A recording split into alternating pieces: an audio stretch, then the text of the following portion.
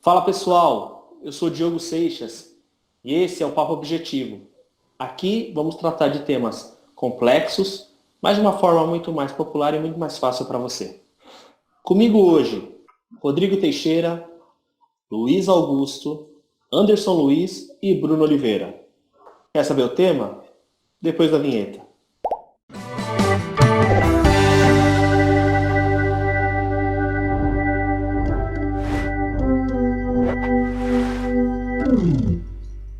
Nós pais ficamos angustiados de ver nossos filhos muito tempo no celular, tablet, computador, videogame. E eu acho que todo mundo deve se perguntar se está certo ou não está certo. Não sei se alguém tem uma resposta tão precisa para isso. Aí eu queria começar com o Bruno hoje. O Bruno que é pai de duas meninas. Bruno, suas filhas ficam muito tempo no celular, no tablet, no computador. Você se angustia também com isso? Legal, Diogo. Bom, interessante, eu estava pensando aqui, praticamente todo mundo aqui é pai de dois, né? É. E interessante isso. Então, bom, aqui em casa, né, a gente tenta viver tentar harmonizar, né, um pouco as vivências das crianças, né? A gente, televisão a gente controla, né? A gente, por opção, preferiu dar uma controlada na televisão. E aí agora elas chegaram na idade de querer, estão com, né, 6, 8 anos, elas estão na idade de querer interagir com as coisas, né? Já vem um tempo, né? Mas assim, vamos dizer. E pelo fato de a gente ter controlado um pouco a televisão lá no começo, a gente sente um pouco mais fácil controlar agora esse desejo, né? Pelo celular, pelo computador, né? Então entraram na fase dos joguinhos online, Roblox, Minecraft, coisas interessantes, né?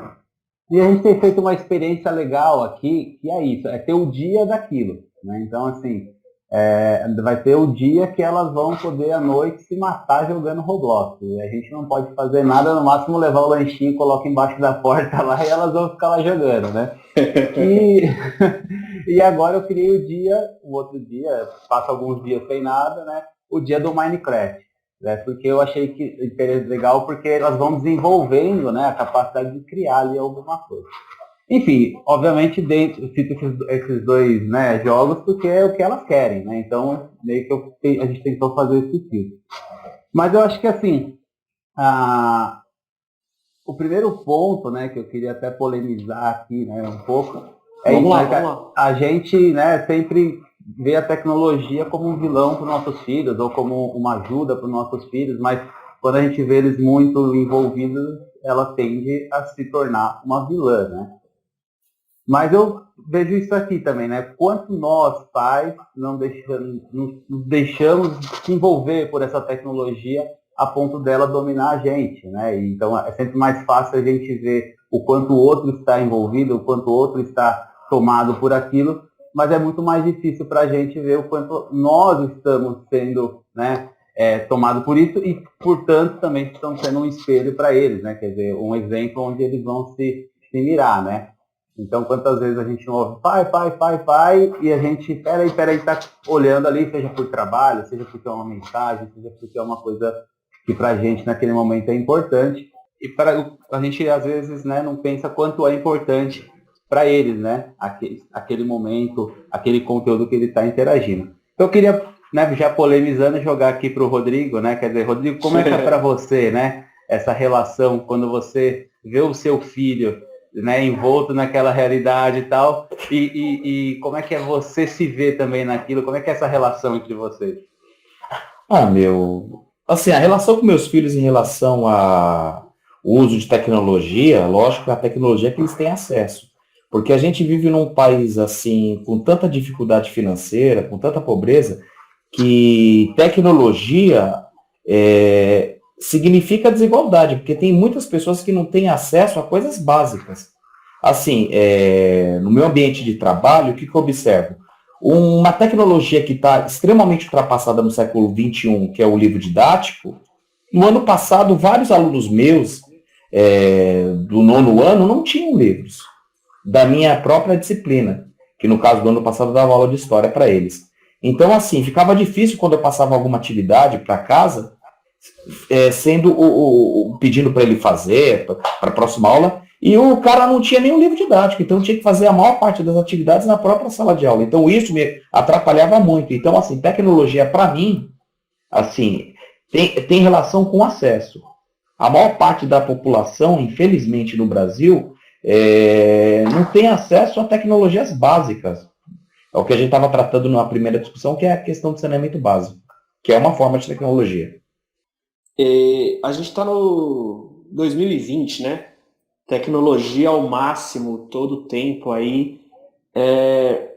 Você acha que tem como fugir um pouco desse meio tecnológico hoje, tanto na educação como no dia a dia com as crianças, Anderson?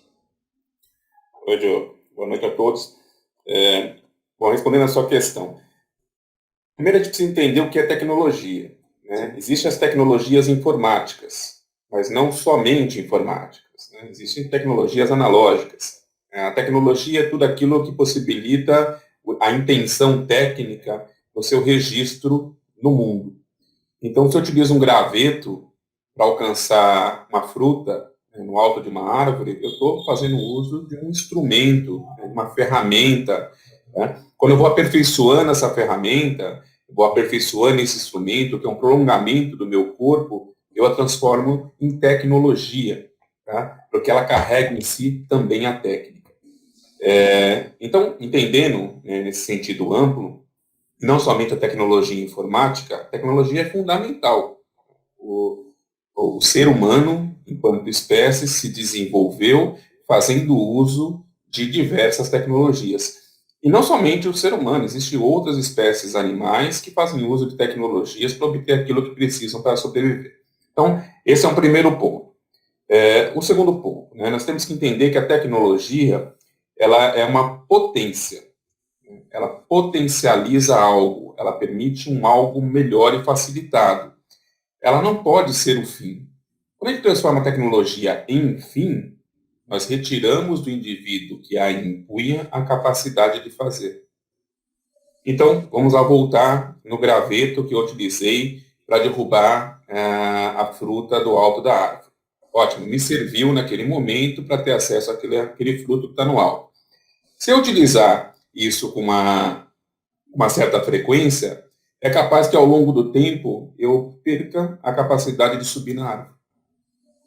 Ah, mas eu não preciso subir na árvore. Lógico que eu preciso. Talvez a técnica envolvida em escalar a árvore não se presta somente à árvore, se presta a outras dimensões da vida. Então, sempre que eu coloco uma tecnologia como protagonista em relação àquilo que eu faço para viver, eu estou gradualmente retirando de mim, tá, e daqueles que convivem comigo, a capacidade técnica. Eu trouxe 3 livros hoje que eu gostaria de ler um trechinho para vocês. Bora. E tem um deles, né, que é muito bacana. Vou postar aqui para a câmera. Esse livro, Tecnopólio e o Postman. Esse é um livro de 94, chama A Rendição da Cultura à Tecnologia. E o começo desse livro, ele conta aqui uma pequena fábula que ele extrai de Platão. Né? Eu vou ler para vocês. É extenso, mas não é tanto. Você encontrará em Fredo, de Platão, uma história sobre Tamos, o rei de uma grande cidade do Alto Egito. Para pessoas como nós, inclinadas, na frase de Tereô, a ser ferramentas de nossas ferramentas, poucas lendas são mais instrutivas do que esta. A história, como Sócrates contou para o seu amigo Fredo, desenrolou-se da seguinte maneira. Um dia Tamos recebeu o deus Teute, que foi o inventor de muitas coisas, inclusive do número, do cálculo, da geometria, da astronomia e da escrita. Teute exibiu suas invenções para o rei Tamos, afirmando que elas deveriam ser amplamente conhecidas e disponíveis aos egípcios. Sócrates continua. Tamos indagou sobre o uso de cada uma delas. Quando Teute decorria sobre elas, expressava aprovação ou desaprovação, à medida que julgasse as afirmações de Teute bem ou mal fundamentadas. Levaria tempo demais repassar tudo o que relatou sobre o que Tamos disse a favor ou contra cada invenção de Teute. Mas quando chegou na escrita, Deus te declarou: aqui está uma realização, meu senhor rei, que irá aperfeiçoar tanto a sabedoria como a memória dos egípcios. Eu descobri uma receita segura para a memória e para a sabedoria. Com isso, Camus replicou: Deus, meu exemplo de inventor. O descobridor de uma arte não é o melhor juiz para avaliar o bem ou o dano que ela causará naqueles que a pratiquem. Portanto, você, que é o pai da escrita, por afeição ao seu rebento, atribui-lhe o oposto de sua verdadeira função. Aqueles que a adquirirem vão parar de exercitar a memória e se tornarão esquivos. Peraí. Tranquilo. Vamos lá. Portanto, você que é o pai da escrita, por afeição ao seu rebento, atribuiu-lhe o oposto de sua verdadeira função. Aqueles que a adquirirem vão parar de exercitar a memória e se tornarão esquecidos. Confiarão na escrita para trazer coisas à sua lembrança, por sinais externos, em vez de fazê-los por meio de seus próprios recursos internos. O que você descobriu é a receita para a recordação, não para a memória. E quando a sabedoria, seus discípulos terão a reputação dela sem realizarem de fato. Vão receber uma quantidade de informação sem instrução adequada e, como consequência, serão vistos como muitos instruídos, quando na maior parte serão bastante ignorantes. E como estarão suprimidos o conceito de sabedoria e não como a sabedoria verdadeira, serão um fardo para a sociedade. Bom, o Postuma começa com essa pequena fábula para dizer que toda a tecnologia, ele está falando aqui da tecnologia da escrita, né, tem o seu lado positivo e o seu lado negativo. Ele, na sequência do livro, vai falar, Camus não estava correto no seu julgamento. Pelo menos ele estava totalmente correto. Ele trouxe questões importantes, mas ele esqueceu de trazer os benefícios que aquela invenção poderia e trouxe para a sociedade. Assim como são as tecnologias informáticas. Existem benefícios e existem malefícios.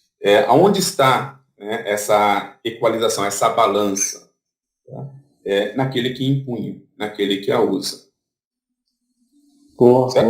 Sim, lindo. Eu acho que o Luiz também, acho que ele pode complementar, que eu acho que até os filhos do Luiz, a Yara, né, Luiz, ela estuda numa escola um pouco mais construtivista, né? Que Os dois, mostra... né? Os dois, né? Então acho que nesse gancho aí dá para você complementar legal, né? A minha filha, aqui em casa, a gente tem um controle muito rígido, especialmente em relação à propaganda. Então, a gente tenta, na medida do possível, isolar os nossos filhos de qualquer espécie de publicidade, né? Publicidade de produtos, né? Então, Diogo, a Yara, minha filha mais velha, ela estuda numa escola pública e no dia em que foi apresentado o projeto pedagógico aos pais, eu fiquei admirado. Porque uma das diretrizes da escola, dentro desse projeto pedagógico, é o reconhecimento de que o consumismo é um mal. Não o consumo, mas o consumismo. E aqui em casa, uma das regras que a gente tenta, não é bem uma regra, mas é um comportamento que a gente, enquanto pai, tem essa preocupação de isolar os nossos filhos de toda espécie de propaganda, né? Às vezes é difícil, mas a gente tenta. Então, eu acho que todos reconhecem o potencial desse aparelho aqui. Isso é uma coisa incrível. A gente tem uma biblioteca inteira aqui, não é verdade? Diversos aplicativos que podem ser utilizados para fins pedagógicos. Porém, tem uma questão que às vezes a gente se esquece. Isso aqui não é substitutivo para a relação interpessoal. Isso aqui não é substitutivo para a verdadeira escola que o mundo real é e precisa ser para as crianças. Como pai, a minha preocupação é entender os processos cognitivos que são desenvolvidos, são ativados quando a criança se utiliza de um instrumento eletrônico, né? Então, considerando que o sistema nervoso da criança ainda está em formação, será que o impacto negativo das novas tecnologias, quando mal utilizadas, não acaba sendo ainda maior nas crianças, né? E, para mim, o que é mais importante será que a criança se torna mais capaz de resolver dilemas concretos do mundo real? Será que ela, utilizando-se desses instrumentos, vai se tornar mais capaz de observar, assimilar e formar um pensamento crítico sobre a sua realidade? Ou será que essas ferramentas, diferentemente de uma vivência efetivamente coletiva, os distanciam da realidade, né? Então, eu reconheço a importância do avanço tecnológico no processo de conhecimento, né?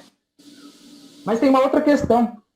A gente está vendo um tablet, a gente está vendo talvez realmente um instrumento, mas antes disso, isso aqui é um produto. Não só isso, o conteúdo que está aqui dentro é um produto. Esses equipamentos, eles estão inseridos em uma lógica de mercado.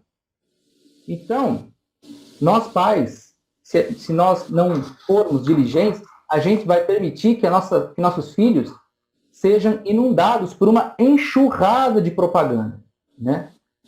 E, bom, eu acho uma loucura. Eu acho que o Big Brother do George Orwell vive aqui dentro. Né? Vive aqui dentro, porque a gente está conversando agora aqui, certo? Eu vou abrir o meu Google para fazer uma pesquisa qualquer e vai aparecer lá sugestão, ou no YouTube vai aparecer sugestão de como educar os filhos, de pedagogia X, pedagogia Y, aplicativos para educação infantil. Isso é uma invasão de privacidade, isso é uma maluquice, na minha opinião. Isso é o Grande Irmão de 1984, com uma nova roupagem, né? Com uma outra roupagem. Então eu me pergunto se nós liberarmos simplesmente isso daqui para as crianças, será que elas não estarão sendo condicionadas a se tornarem potenciais consumidores antes de se preocupar com o bem comum? Né? E outras questões, e o sentimento de compaixão? E o amor pelo próximo? E a empatia? Será que a tecnologia não atrapalha o desenvolvimento desses aspectos tão importantes da personalidade humana? Então, muitas perguntas, hein? Várias perguntas para o próximo aí. Mas em cima disso que você colocou, eu queria jogar para o Bruno de novo. Bruno, em cima do que o Luiz colocou muitas perguntas aí para a gente também, que muitos pais de escolas particulares de um alto padrão, se a escola hoje não oferece uma plena tecnologia para os alunos, os pais ficam assim, não curtem tanto e não querem colocar os filhos numa escola dessa. Eu queria que você complementasse o que o Luiz tem para falar e jogar essa pergunta para você, se você concorda, o que você vê dessa parte dos pais hoje exigindo de escolas que tenham alta tecnologia para seus filhos. Eu acho que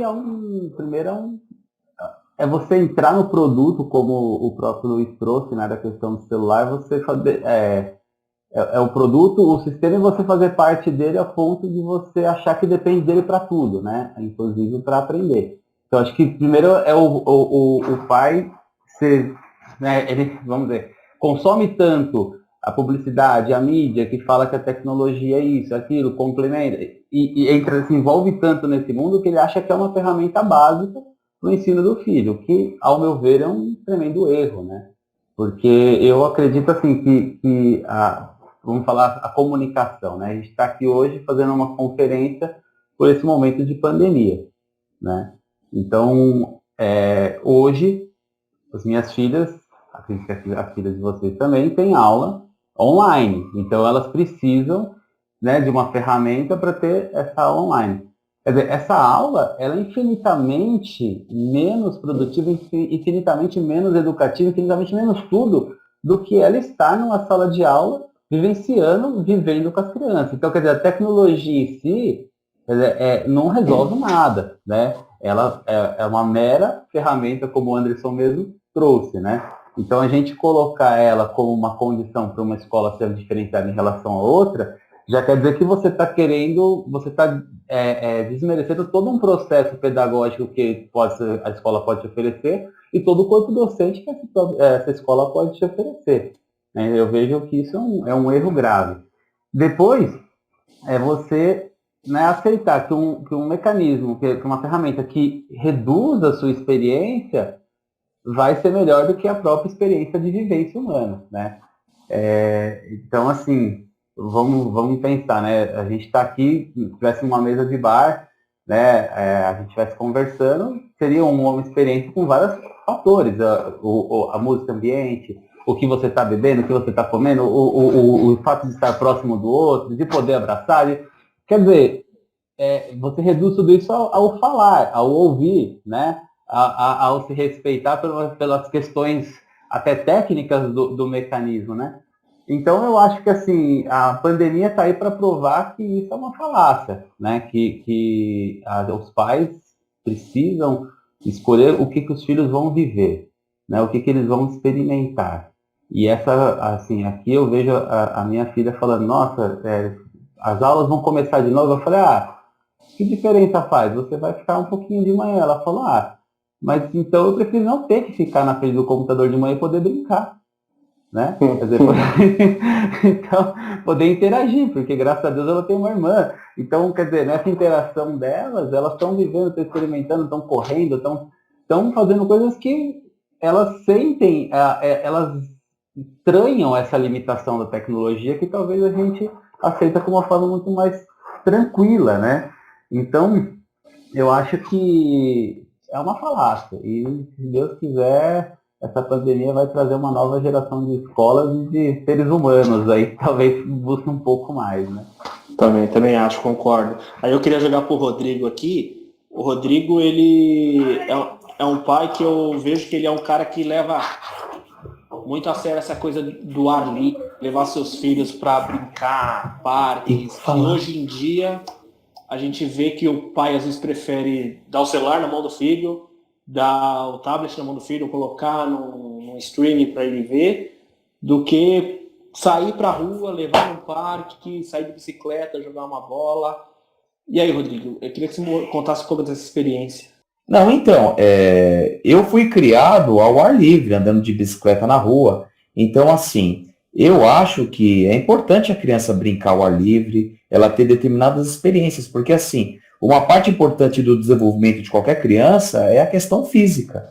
Então, é legal ter acesso a celulares e videogames. Eu jogo videogame até hoje, entendeu? Eu tenho PlayStation 3, tenho Xbox 360, quero comprar o PlayStation 4, acho super divertido. Inclusive, por exemplo, em sala de aula, quando eu estava explicando mitologia grega, alunos interromperam a aula e falaram, pô, mas eu já ouvi falar sobre isso. Sobre o cara sendo acorrentado porque ele deu fogo para os seres humanos, o nome dele era Prometeu, porque eles estavam jogando God of War, entendeu? Então, acho que a tecnologia, ela tem benefício, mas ela também traz malefício. Que nem uma criança ficar o dia inteiro jogando videogame, ela perde uma parte de uma coisa que ela pode explorar, que é jogar bola, andar de bicicleta, e assim por diante. Eu faço uso de parque, eu vou em praça pública, eu jogo bola, eu faço capoeira, inclusive eu tô com o negócio da capoeira que eu frequento, que é o Cadência Brasil, entendeu? A camiseta. Então eu acho que essa parte ela ela não tem como ser substituída por novas formas de tecnologia. Mas o que eu queria frisar, que é importante, que é assim, a tecnologia, ao mesmo tempo que ela traz benefício, ela também traz malefício. Vamos pensar no avião. O avião encurtou a viagem de uma pessoa de um continente para o outro. Entendeu? Então, assim, uma coisa que demoraria, dependendo da situação, no tipo de embarcação, um dia inteiro, você faz em algumas horas. Entendeu? Então, a tecnologia, ela tem o seu benefício. O problema é a forma como a gente utiliza ela. Entendeu? Eu já, em sala de aula, dando aula, eu lembro que eu estava falando sobre a Primavera Árabe de 2011, e eu estava com a informação errada se o Muammar Gaddafi da Líbia tinha sido morto ou não. E na verdade ele tinha, então o aluno me corrigiu automaticamente. Não para mostrar que eu estava errado, não, só para dar uma contribuição na sala de aula. Então, eu acho que a tecnologia ela tem que ser utilizada para o bem da maioria. Entendeu? Em muitos casos isso acontece. Só que um determinado grupo, que a gente pode dar o nome de classe dominante, ela utiliza a tecnologia para oprimir a grande maioria da população. Aí que eu acho que é o grande problema. Entendeu? É a forma como a tecnologia é usada. O carro, ele diminuiu distâncias. Só que, por outro lado, ele trouxe a poluição, ele trouxe o congestionamento. Entendeu? Então, pessoas que viviam em determinada região, elas passaram a ter acesso a outras regiões. Então, a tecnologia ela é importante. Agora, a questão é, ela vai ser controlada por um determinado grupo, oprimindo a imensa maioria e tornando o acesso dessa maioria a esse meio de tecnologia cada vez mais desigual. Acho que a questão é essa, entendeu? Entendi, Rodrigo, entendi.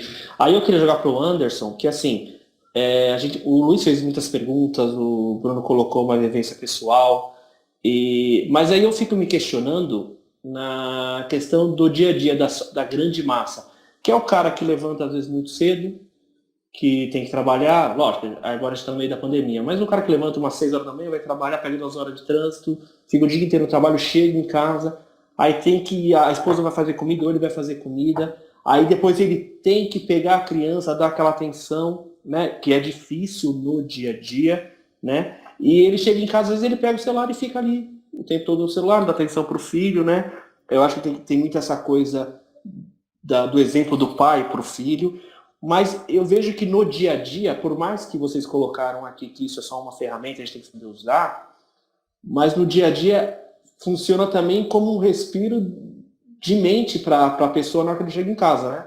O cara quer relaxar.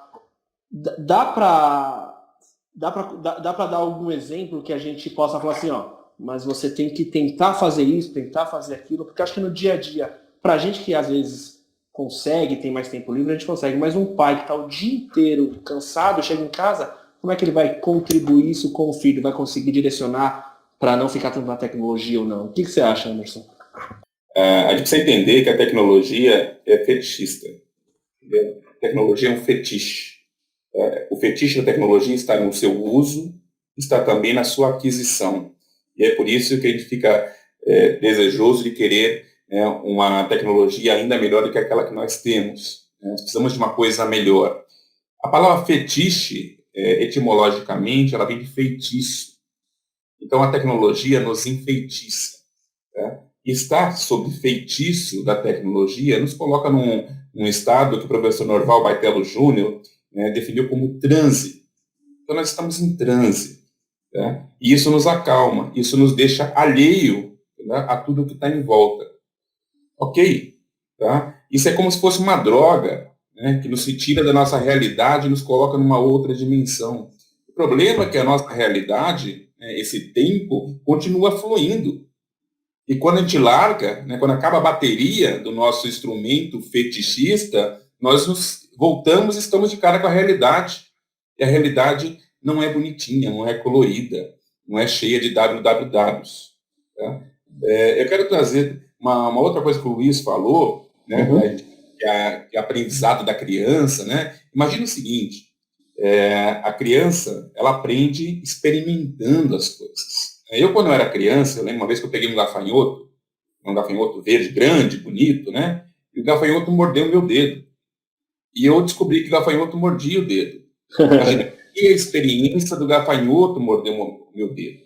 Se eu não tivesse pego o gafanhoto, se eu tivesse visto o gafanhoto na internet, na Wikipedia, sabe-se lá onde for, né? Ele só seria bonito, né? Excêntrico. Eu não teria experiência de ver aquelas patas perfurando a mão, né, as presas entrando na ponta do meu dedo, sangue escorrendo, veneno, que eles soltam um líquido, né, não é veneno, mas soltam... Então, tudo isso é experiência. Né, e isso vai fazendo com que a gente aprenda. Né, isso vai nutrindo e criando aquilo que a gente é. A tecnologia informática, em específico, nos coloca num estado de monocultura informática. E olha que curioso, né? Quando a internet foi concebida, né, Tim Berners-Lee, a ideia era que colocaria as pessoas, né, com acesso a todo o conhecimento do mundo. Então, todo mundo pode partilhar tudo que sabe. Olha que rico. Né? Mas o que a gente vê hoje, tá, é um processo acentuado de monoculturalização. Sabe o que significa isso? Né? Significa que eu procuro aqui sobre determinado assunto, aqui na minha casa, eu vou lá no Google e digito, monocultura, dita a palavra ali. Tá? O resultado que o Google vai me dar é o mesmo que ele vai dar para cada um de vocês. E é o mesmo que ele vai dar para alguém que esteja lá na Europa, na África, no alto do Tibete. Tá? Então você vai concluir uma só verdade. É mentira, né, que a gente tem acesso à pluralidade. Cada vez mais a gente vai construindo uma única verdade. E isso é muito ruim. Tá? Isso é péssimo. E vamos voltar um pouquinho, né? Novamente, a criança, quando vai aprender a escrever, né, que ela pega no lápis, tá? A escrita implica numa série de técnicas. Né? Existe a técnica de combinar, né, de rememorar símbolos, concatenar esses símbolos, criar palavras, criar frases. Existe a pressão do lápis no papel, a pressão do dedo sobre a superfície do lápis. Existe um ajuste fino de deslizar o lápis pela folha. Existe um conjunto técnico que vai ser aplicado em outras dimensões da vida. A mesma técnica que eu utilizo para escrever, tá? Eu vou utilizar, por exemplo, para fazer um churrasco, né? Que eu vou segurar um espeto e vou girar. Então, essa pegada, esse movimento de pinça, né, que é uma das grandes vantagens do ser humano, está sendo substituído pelo arrastar, de pôr o dedinho na tela e chutar para lá. Então, as crianças, cada vez mais cedo, começam a treinar esse deslizar e não treina a pinça. Olha o prejuízo que a gente traz, né, para essa criança, quando se transformar um jovem, um adolescente. Quando eu falo que a gente precisa ter uma medida, tá, essa balança, tá, para o lado da tecnologia e informática tem que estar lá embaixo. Não é que esse é equilibrado. Né? Não é 50% do meu dia com computador e celular e 50% sem. Não. Tá? É 5% do meu dia com computador e celular e 95% sem. Tá? Porque minha vida se manifesta sem. Né? Não por aqui.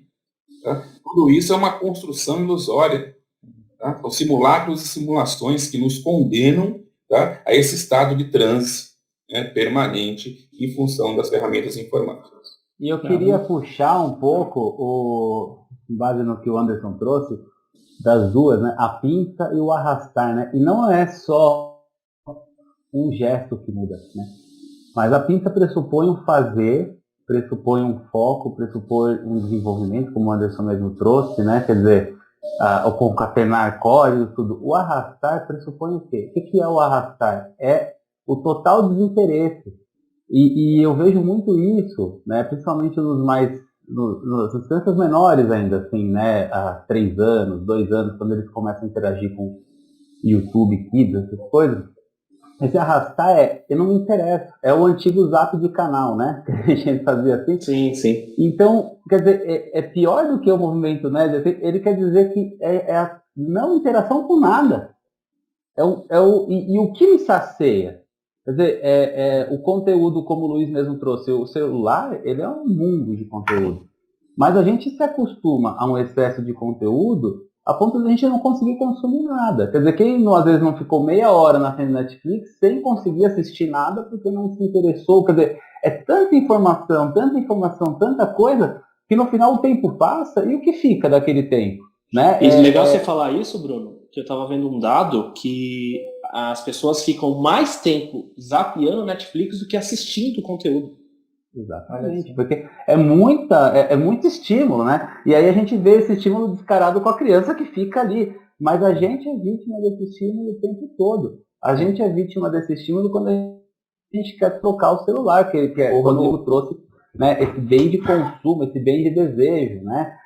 A gente é vítima. Então, assim, eu acho que essa questão, né, do conteúdo, quer dizer, o celular, eu gosto muito dessa visão do Anderson que ele traz, da ferramenta, né? Quer dizer, como ela reduz toda essa vivência, como tudo, mas também analisar o conteúdo, quer dizer, ele te prende. Então, a gente saber dosar isso com os nossos filhos, e aí eu volto a dizer aquela provocação que eu trouxe para o Rodrigo no começo, né? Que não só com nossos filhos, mas com nós mesmos, é muito importante, porque hoje mesmo eu estava tendo uma conversa com a minha esposa, né? Eu falei, olha, a gente tem que ter um momento que a gente entra em casa e acabou o celular.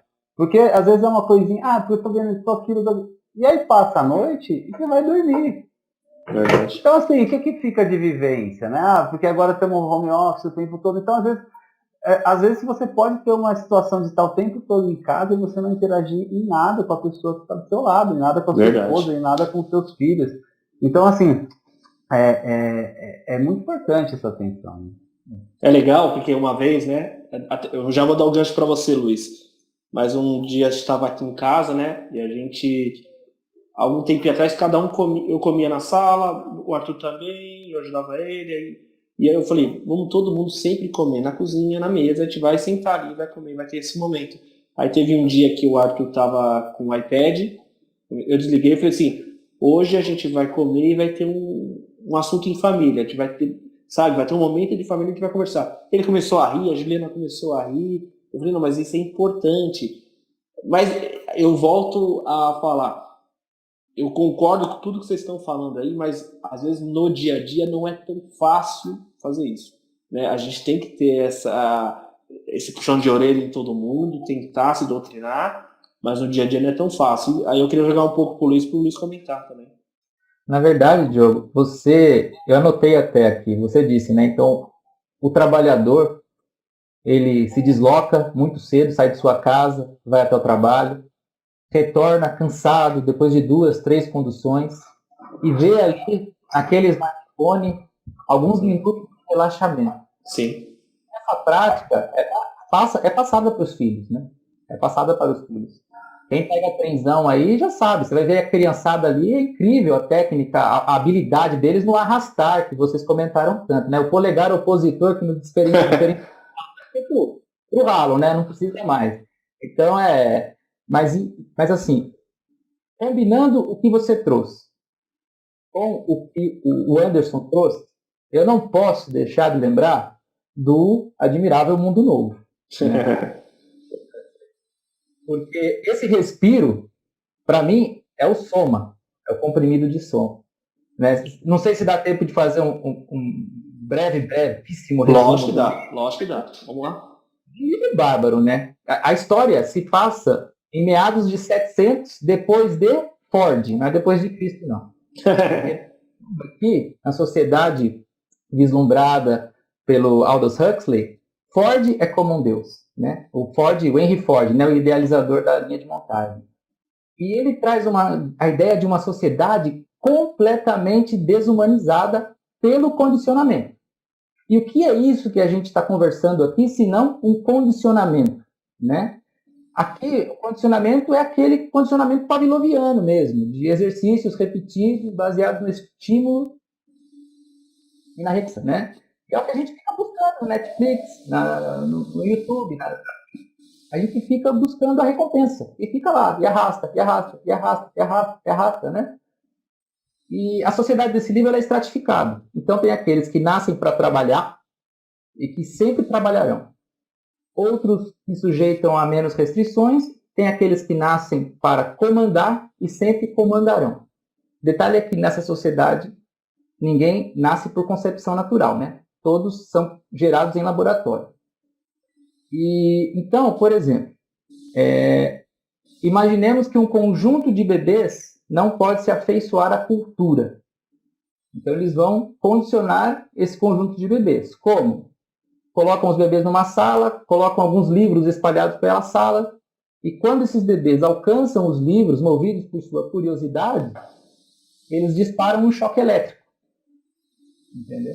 E aí as crianças automaticamente se afastam, os bebês se afastam, até que eles criem uma repulsa, um comportamento automático, né, de repelir a cultura, repelir o conhecimento. Então, é uma sociedade completamente manipulada, tanto do ponto de vista genético, quanto comportamental, psicológico. E tem um negócio que é muito louco, que é a hipnopeia, né? Então, o que é a hipnopeia?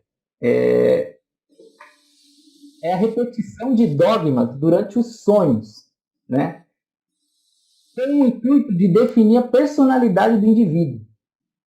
E aí, o Anderson trouxe essa questão da... Desculpa, Anderson, eu esqueci o termo. É monoculturização? Monocultura informática. Monocultura informática. Quer dizer, a monocultura da informação, né? E durante esse sono, né, a voz que todos ouvem, ela é tida como a maior e única força socializante e moralizante de todos os tempos. Cara, dá para fazer uma analogia muito intensa com a realidade atual. E aí, né, tem a questão do soma, porque além do condicionamento, você tem que manter essa sociedade com o mínimo de prazer, né? Ou seja, você tem que garantir o êxtase dos indivíduos para eles não se rebelarem, para eles não questionarem a própria condição. E para isso eles têm um comprimido sempre à disposição, e esse comprimido é o Soma. Então, eu acho incrível, né? Hoje a criança ela olha para o smartphone como o mineiro olha para uma pepita de ouro. Ela fica deslumbrada, fala, nossa, que coisa incrível, né? E aí, aqui, se nós pais não temos controle, essa criança fica sujeita a uma enxurrada de anúncios, né? A essas sugestões de conteúdo, a esses algoritmos que eu não sei como é que trabalham aí, enfim. E será que o direcionamento dessas propagandas, desses conteúdos, não são uma espécie de condicionamento contemporâneo, né? E o smartphone é o soma, é um opioide, né? Que entorpece a sociedade. Então, é isso. Eu acho que a felicidade ela tem se tornado realmente efêmera e ilusória, né? Porque a gente não está buscando a felicidade mais no mundo real. A gente está buscando a felicidade, ou a que a gente, na verdade, não é felicidade, mas é esse êxtase, esse momento de desligamento com os problemas do mundo, né? A gente está buscando isso no mundo virtual e não no mundo real, né? Complicado, né? Mas eu queria até, a pergunta que o Diogo fez para o Luiz, né, essa pergunta sobre o descanso e tal, eu acho que eu coloco aqui uma coisa assim, vamos dizer assim, o celular, esses meios de comunicação, eles possibilitam a gente estar onde nós não estamos, né? Então, vamos pensar assim, antigamente eu vou escrever uma carta, né? Então, eu escrevi uma carta para o Anderson lá, tal, naquele momento eu estava onde? Eu estava com o Anderson. Não estava naquele momento, né? Vou ligar, né? Telefone. Então, quando a gente era novinho lá, ligava para alguém, ligava para o Chaves lá, era estar onde não estamos, né? Então, estamos lá com o Chaves. Hoje, o celular possibilita a gente estar em qualquer lugar do mundo, seja interagindo com pessoas de qualquer lugar do mundo, seja consumindo conteúdo de qualquer lugar do mundo. A gente pode ler jornal de Nova York como se a gente fosse nova-iorquino, né? Então, assim, a gente está onde não está. E aí é esse ponto, né? Quer dizer, será que esse pai que chegou cansado do trabalho, ele quer estar lá? Então, assim, até que ponto a gente não usa tecnologia para esconder os nossos problemas, vamos dizer assim, os nossos problemas interrelacionais. Então, de repente, eu não... E aí volta a pandemia colocando, né? Eu vi a minha cunhada falou, não, mas a pandemia está acabando com um monte de casamento. Eu falei, não, ela está acabando porque devia ter acabado já faz tempo, né? Porque a pessoa não consegue conviver porque já tinha um problema, ela simplesmente estava saturando, e como não convivia há pouco, conseguia, né? Então, eu acho que aqui fica uma provocação, né? Quer dizer, até que ponto a gente está consumindo aquilo que a gente quer relaxar, ou porque o relaxar não é fugir da nossa realidade, que a gente está conduzindo para um lugar que a gente não suporta, né? Interessante. Estar com nossos filhos porque a gente não deu limite para eles, porque a gente não deu a habilidade deles se relacionar com a gente, né? Seja com a nossa esposa, porque a gente não está, né, vamos dizer assim, contribuindo para aquela relação. E aí, obviamente, é muito mais cômodo eu estar onde eu não estou, né? Então, eu queria colocar esse ponto para a gente refletir. Eu queria jogar pro Rodrigo aí, se o Rodrigo tem uma coisa para complementar também. Eu tenho. Eu vou, por exemplo, vou continuar naquela questão a tecnologia traz benefício e malefício ao mesmo tempo. Vamos pensar na Revolução Industrial, que ocorreu na metade do século XVIII, 1750. Os capitalistas, as pessoas que tinham dinheiro, investiram pesadamente em avanço tecnológico para criar a máquina. E qual que era o objetivo da criação da máquina? Fazer com que a jornada de trabalho daquele operário diminuísse e ele tivesse mais tempo para ficar com a família dele, para se dedicar a outras atividades? Não. A questão era aumentar a produtividade, e aumentando a produtividade, iria diminuir a dependência que esse empresário, esse capitalista tinha em relação ao trabalhador. Então, essa que é a questão. É a forma como eu uso a tecnologia. Qual é o objetivo de utilizar a tecnologia? Se a gente for pensar na Primeira e na Segunda Guerra Mundial, houve um avanço gigantesco da medicina. Mas a que custo? de cobaias humanas. Evoluiu também a tecnologia na questão da radiação também. E a gente sabe que a radiação ela traz uma série de benefícios. Muitos países têm poucos recursos naturais. Eles utilizam reatores nucleares para a geração de energia elétrica, que vai trazer uma série de benefícios para a população. Mas a mesma radiação foi utilizada pelos norte-americanos para jogar 2 bombas atômicas em Hiroshima e Nagasaki, num país que praticamente estava derrotado na Segunda Guerra Mundial, para mostrar o potencial bélico que eles tinham naquele período, que eles sabiam que após a Segunda Guerra Mundial iria iniciar uma guerra ideológica contra a União Soviética. Entendeu? Então, assim, eu gosto de ver a tecnologia e os dois lados que elas podem possibilitar para a população, que é tanto o benefício quanto o malefício. Agora, por que o malefício ele acontece tanto para a população? Porque a tecnologia está sendo dominada por uma pequena parcela da população, que utiliza ela para oprimir a grande maioria. É aí que está o problema. Então, assim, a gente discute acesso, mas uma imensa parcela da população tem um acesso muito restrito a uma série de meios tecnológicos. Mas olha uma outra questão importante. A gente está conseguindo conversar aqui, entendeu? Num período de isolamento, por causa de uma pandemia, justamente porque essa tecnologia possibilita que a gente faça isso. Entendeu? Então, assim, tem um lado bom e tem um lado ruim. Agora, uma parcela da população, que é uma minoria, acaba utilizando ele para dominar, infelizmente, e tornar a vida da maioria cada vez mais difícil. Só que a gente não se dá conta disso. Entendeu? A gente não se dá conta. Entendi. Acho que é aí que é o problema, entendeu? Entendi. Aí eu queria até jogar pro Anderson, do jeito que você colocou, que existe uma manipulação para que isso aconteça. Eu fico me perguntando às vezes isso. Será que nada acontece organicamente? Tudo é friamente calculado, Anderson? Vamos lá. A palavra cibernética, que é a palavra que deu origem à cibercultura, que é esse momento que a gente vive hoje, ela aparece em 1944 na obra de Norbert Wiener, que era um cientista norte-americano. O título do livro era Cibernética e Sociedade, o uso humano de seres humanos. E ali ele começa a construir as bases do que seria uma civilização norteada pela cibernética. A palavra cibernética ela deriva de um termo grego que é kubernetike, que quer dizer a arte de controlar, a arte de governar. Tudo, né? Tudo que aparece um prefixo ciber significa aquilo sob controle. Então, cibercultura é a cultura sob controle. Ciberespaço é o espaço sob controle. Então, o propósito dessas ferramentas, até porque elas surgem, e bem dito pelo Rodrigo, dentro de um contexto militar, tá? é o propósito de controlar a população. Então, são ferramentas de controle em massa. Talvez a ferramenta de controle em massa mais bem sucedida, né, de todos os tempos. Existe uma outra questão, né, porque você tem o que controla, né, o controlador, você tem o controlado e você tem os alheios. Né, aqueles cujo controle pela tecnologia computacional e cibernética ainda não chegou. Daí você começa a lançar programas de inclusão digital.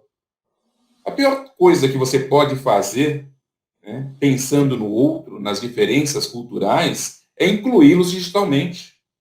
Ninguém precisa ser incluído digitalmente. Né? Nós vivemos aqui numa metrópole, tá, na cidade de São Paulo, tem algumas não, várias, né, particularidades que fazem parte do nosso dia a dia. Mas a gente não precisa incluir ninguém digitalmente. A gente precisa desincluir digitalmente. A gente precisa fazer um caminho inverso. Porque essa população, tá, que está fora, né, e muito pequena hoje em dia, né, bem claro, porque esse programa de inclusão digital rodou com muita força nos últimos 20 anos, né? Mas essa população que está fora, tá, ainda consegue, né, se manter em vida, né, produzindo aquilo que precisa, em função daquilo que necessita, fazendo uso das suas relações interpessoais para potencializar a sua existência. Todos os outros passam a ser proletários, trabalhadores, né, eu chamo de uma categoria nova, né, temos lá o o operário, que opera a máquina, o funcionário, que funciona e funciona a máquina, e temos o usuário, que é usado pela máquina. Então, todos esses estão incluídos digitalmente, são usados pelas máquinas. E o Luiz bem disse, né? Eu estava aqui, amanhã, quando eu entrar na internet, vai ter lá propaganda disso, propaganda daquilo. Eu estava aqui falando com vocês no primeiro bloco, o celular começou a falar que procuramos aqui o que você está procurando, o que você está interessado. Eu não estava procurando nada, o celular estava enfim, nós somos monitorados, né? Nós somos colocados em funcionamento, né? Colocados em funcionamento desses propósitos de consumo, né? De manutenção do capitalismo, tá? No seu grau máximo, né? No seu grau extenso. Quando o Rodrigo falou da Revolução Industrial, a primeira máquina, né, foi o tear. O tear mecânico surge na França. Tá? O inventor Jacques de Vacation, ele era um entusiasta da robótica naquela época, ele criou autônomos, né, estátuas que tocavam flauta e tambor, e ele projetou o primeiro tear automático. Né? E os tecelões se revoltaram com aquilo, gerou uma revolta chamada Revolta Ludita. Né? Vamos quebrar as máquinas, porque as máquinas vão tirar o nosso emprego, e foi o que aconteceu. Cada vez mais somos colocados para apertar meia volta do parafuso. Né? Não mais aquele que o Chaplin muito bem representou no começo do século XX, mas os parafusos digitais. Cada um de nós, diariamente, damos meia volta, tá, em milhões de parafusos, e a gente não sabe nem o que a gente está produzindo. Tá? Mas nós estamos operando, né, trabalhando para alguém. Legal, Anderson. Aí, eu quero jogar para o Luiz também. Luiz, você vê o Brasil, a sociedade, né, os brasileiros aqui, como um povo muito fácil de ser manipulado, um povo que não se revolta, não vai para cima de nada? Não é, Diogo, não é. Isso é um fato, mas isso tem uma razão, tem um fundamento, né? A gente vive em uma sociedade muito desagregada. Não existem fatores de agregação social, né? Um exemplo de um fator de agregação social é um chão de fábrica, é um sindicato, é uma associação de bairro, é um local comum onde as pessoas interagem, onde as pessoas se conhecem, expõem os seus problemas, encontram propósitos em comum e lutam por eles, né? E isso tem ficado cada vez mais difícil. Eu acho que o entretenimento exacerbado, porque você trouxe a questão do pai que chega cansado, e, enfim, vai lá, é impossível condenar uma pessoa que chega em casa cansado e tem alguns minutos de lazer, né, utilizando-se de um smartphone. Mas a verdade é que nós estamos vivendo um tempo em que o uso é muito exacerbado.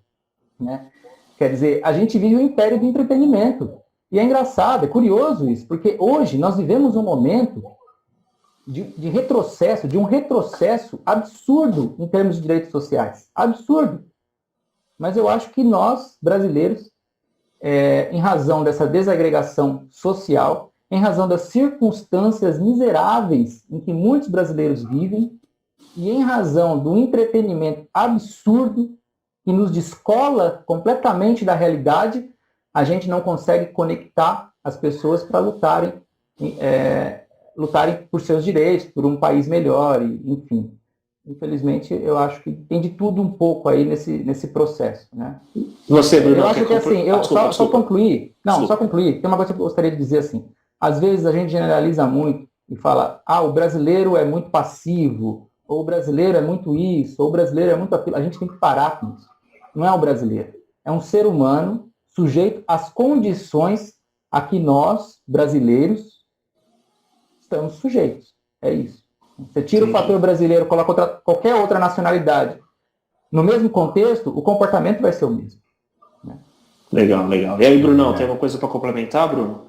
Não, eu acho que um interessante, assim, que o primeiro ponto que o Rodrigo traz, né, da questão da tecnologia como meio de controle, eu acho que é fato, mas eu concordo com o Anderson, quer dizer, essa questão da inclusão digital, ela já foi transcendida, vamos dizer assim, né? Eu acho que hoje o brasileiro está incluído digitalmente, né?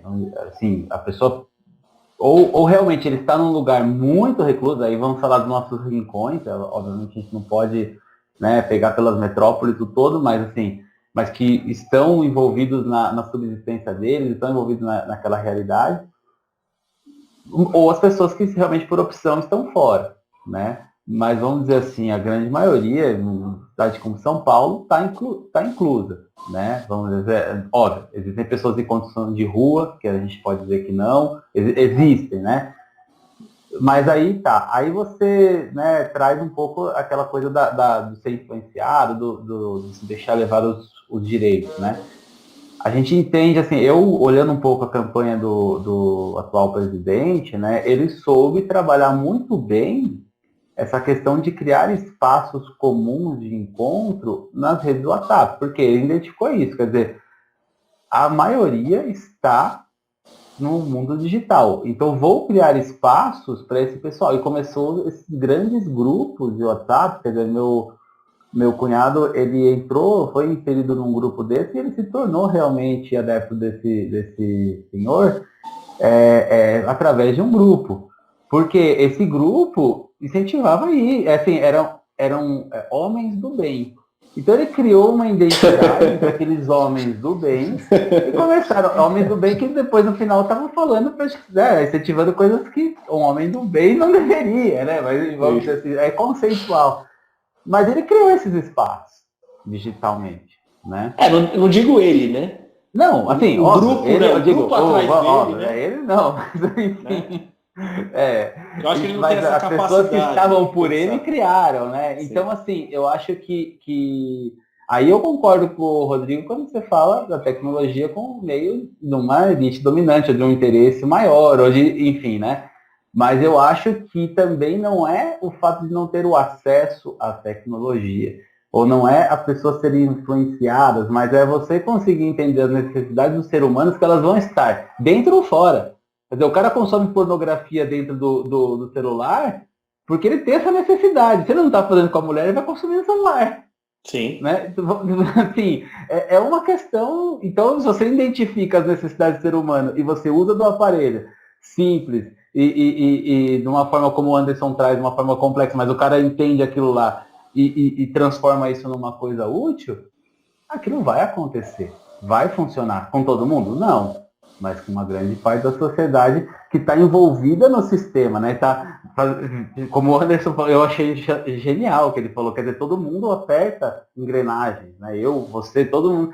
Quer dizer, eu não uso redes sociais, eu não tenho. Mas o meu trabalho exige que questões de redes sociais. E eu não consigo usar redes sociais.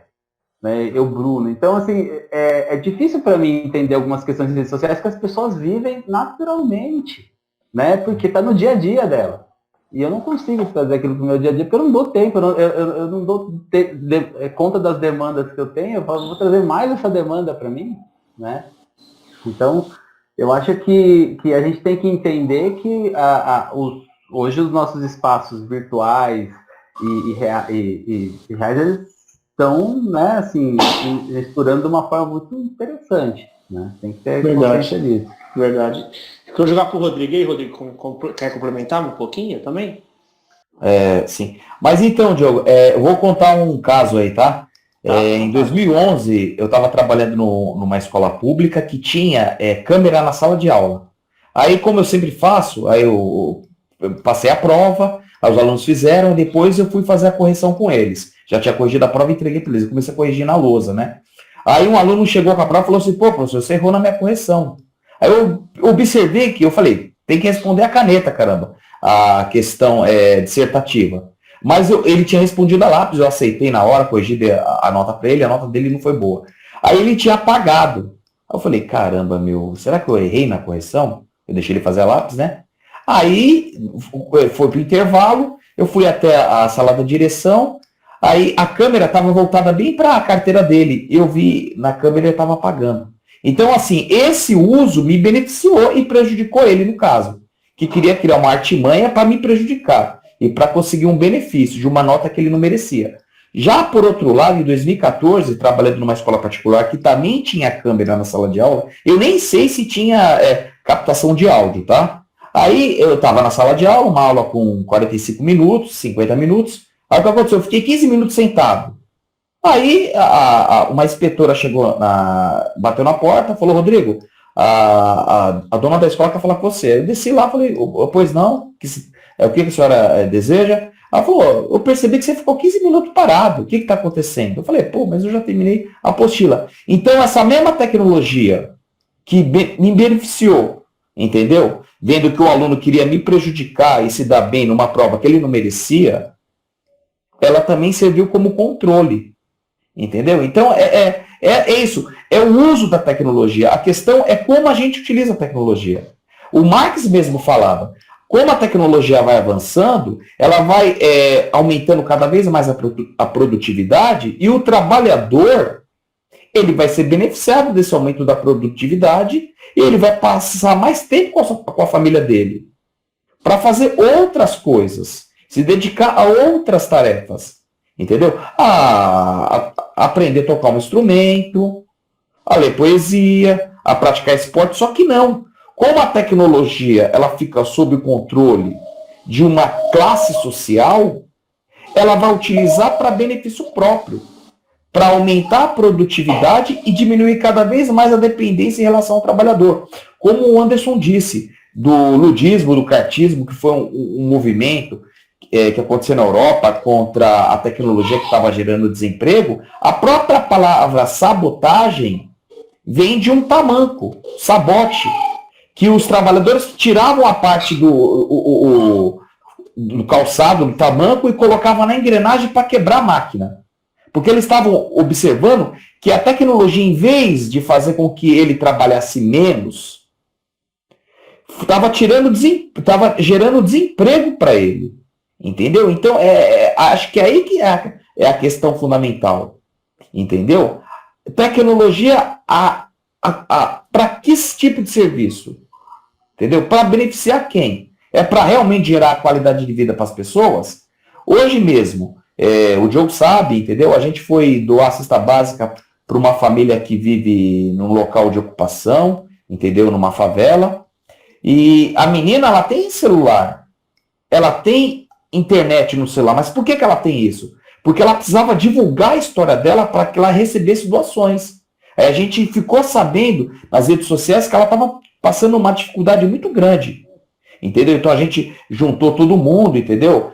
Comprou cesta básica, o Diogo comprou fralda e assim por diante. Aí alguém ia trocar de geladeira e falou, você vai doar a geladeira? Vou, então vamos doar para ela. Entendeu? Mas assim, ela está tendo acesso a esse celular para divulgar a sua história, para contar um pouco da sua história de dificuldade financeira e de exclusão que ela está vivendo. Só que ao mesmo tempo ela está morando do lado de um córrego.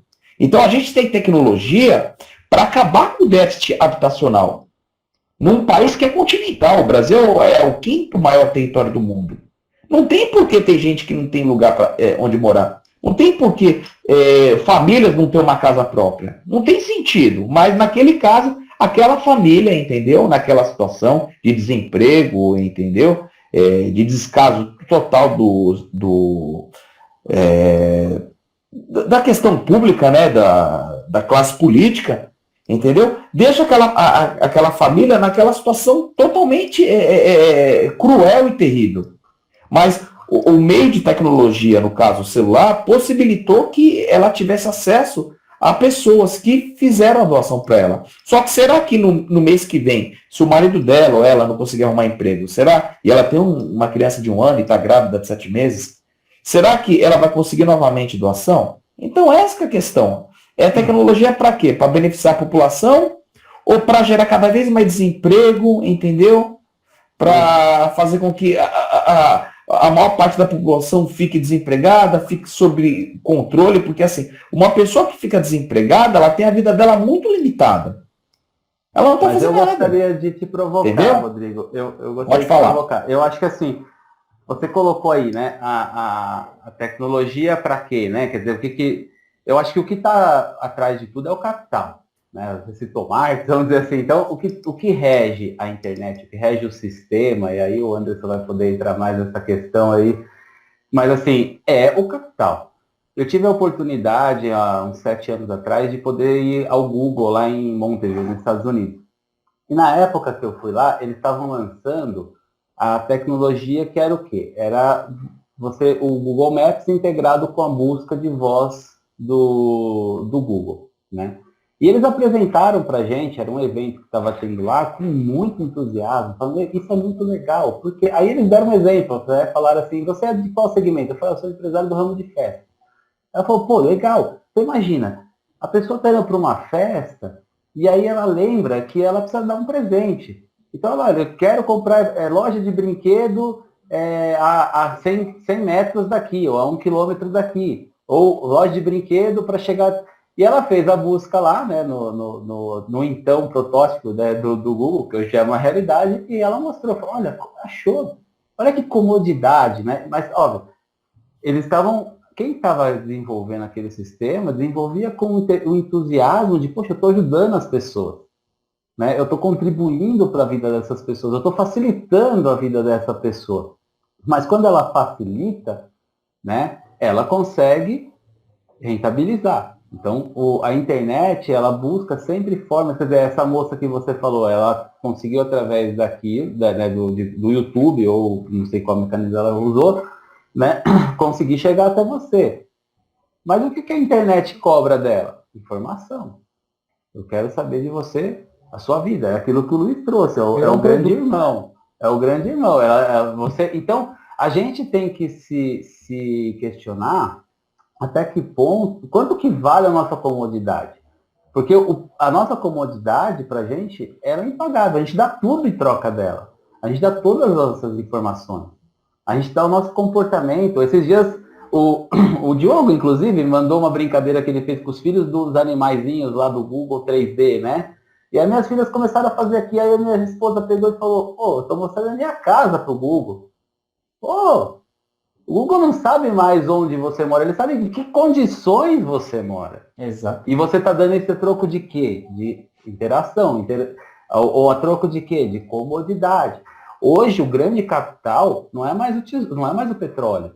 Né? Hoje é a informação. Quanto que vale eu saber onde você mora, em que condição você mora, e as suas todas as necessidades? Quanto que vale isso? Não só a sua, mas de milhões e milhões de pessoas pelo mundo inteiro, né? Então, eu acho que assim, as pessoas que elaboram um sistema, os programadores, eles são idealistas. Eu conheço vários programadores, eles são muito idealistas, eles querem mudar o mundo, mas eles caem na armadilha do capital, né? E o que a gente às vezes não percebe é que a gente começa a virar as engrenagens, quer dizer, a moça lá virou a engrenagem, você foi lá hoje e virou a engrenagem. É bom. Ela recebeu uma ajuda, ela achou uma forma de ficar a condição que ela vive. Mas o que está por trás, né? Não é só questão de entender assim, esse é a elite dominante e tal, mas é o capital conseguir, ele transcende, porque ele está fazendo a mesma coisa com você com a elite. É o capital envolver a todos num grande sistema em que a gente fica sendo animais de picadeiro desse circo, né? Verdade. Concordo. Jogar a bola voando, eu acho que ele vai querer pegar uma deixa legal. Concordo, Bruno. Bacana, Bruno, as suas colocações. Eu vou pegar das últimas 3 falas, né, do Luiz, do Rodrigo e do Bruno. 3 palavrinhas apareceram ali, né? Uma delas é pós-verdade, a outra é controle, né? A outra é vigilância, que são características de uma sociedade cibercultural. Tem um livro de um autor renomado, chamado Pierre Levy. Ele lançou um livro em 99 aqui no Brasil, ele é francês, e o livro chama Cibercultura. Eu considero esse livro muito emblemático, porque tudo que ele escreveu aconteceu em contrato. Então, vale ler Cibercultura do Pierre Levy, né, para ver tudo aquilo que foi projetado, né, para uma sociedade cibercultural, né, enquanto potência, e como tudo aquilo aconteceu em contrário. Como tudo aquilo que ele colocou como possibilidade de termos uma sociedade mais crítica, mais desenvolvida, mais humana, mais empática, como tudo aquilo, né, aconteceu exatamente ao contrário do que foi previsto. Então, fica a dica aí do Cibercultura. Existe toda uma implicação da tecnologia para aquele que usa, mas a gente não pode esquecer, tá, que a tecnologia ela não chega nas suas mãos sem causar algumas dores ao longo do processo.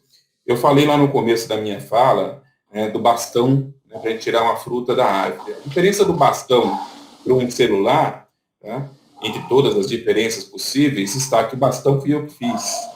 Né, eu me apropriei de um pedaço de galho. Tá, enquanto o celular, né, foi feito por várias pessoas, como eu disse na fala anterior, várias pessoas que viraram cada um meia volta no parafuso. Existe um site, eu vou pedir para o Diogo depois colocar a legenda aí, que é o Slavery Footprint, tá? .org.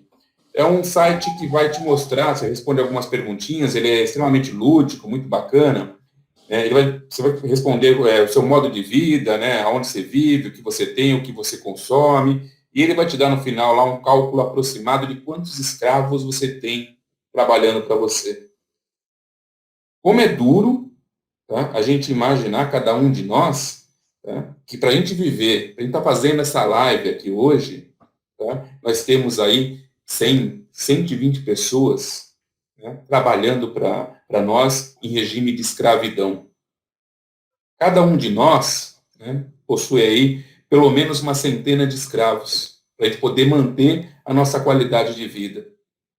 Tá? E eu deixo aqui, não é nem uma pergunta nem nada. Né? Isso é justo? Né? Isso é justo? Isso é certo? Passo para vocês.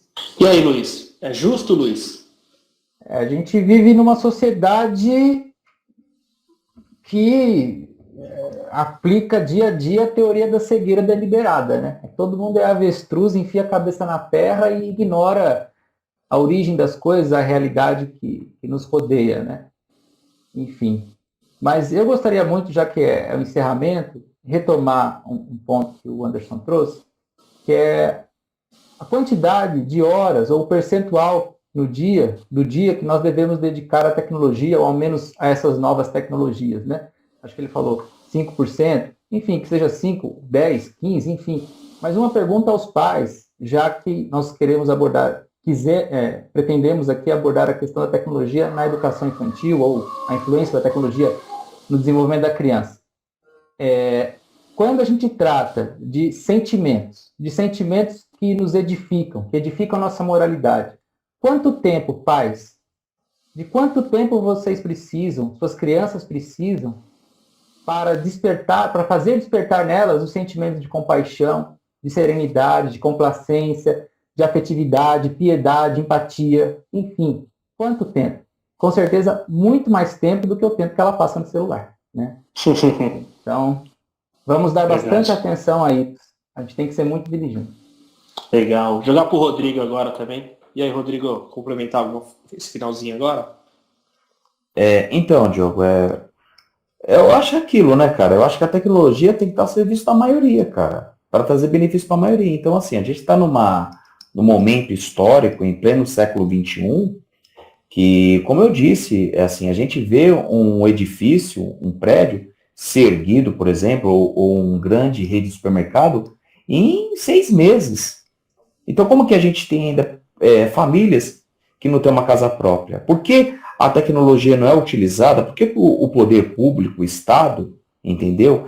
Toda a população não se esforça ao máximo para exigir que todos tenham acesso a todo tipo de tecnologia? Uma moradia de qualidade, entendeu? Um acesso a uma escola de qualidade, uma alimentação que traga nutrição para as pessoas, entendeu? Então, acho que a tecnologia tem que estar a serviço da grande maioria. Infelizmente, não é o que eu vejo.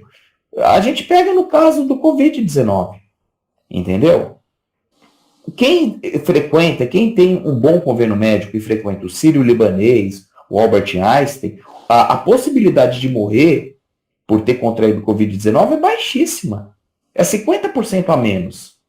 Agora, uma pessoa que tem acesso a um hospital público, e muitas vezes o próprio médico que trabalha no Sírio-Libanês ou no Albert Einstein também trabalha no hospital público. Só que no hospital público não tem respirador.